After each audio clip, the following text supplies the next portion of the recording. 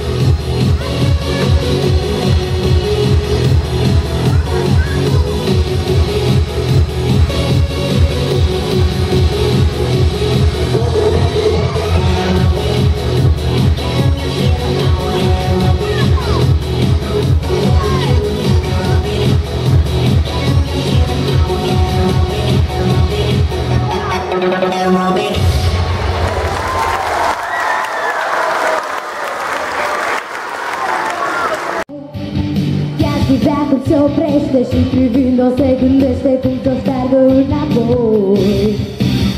Ca un om fără de minte, numai eu merg înainte, tot îmi strigă, ești nebun. Dar de ce mi este dragă și de pisica neagră, asta n-am cum să le spun. Nu te speria, copile, chiar te spune lumea întreagă că avea pe ei sărate ochii de pisică neagră. Dacă provoc dezastre, doar dezastrul meu să fii, dar în calea viața toată și de 10 ori pe zi.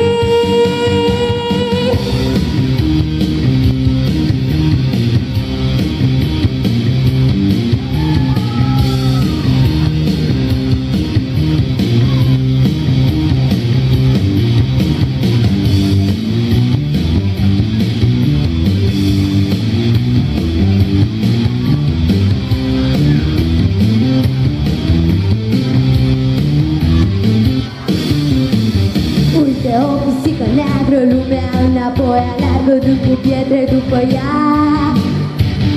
Când o văd cum șchiopătează, inima-mi sângerează și fac loc în viața mea.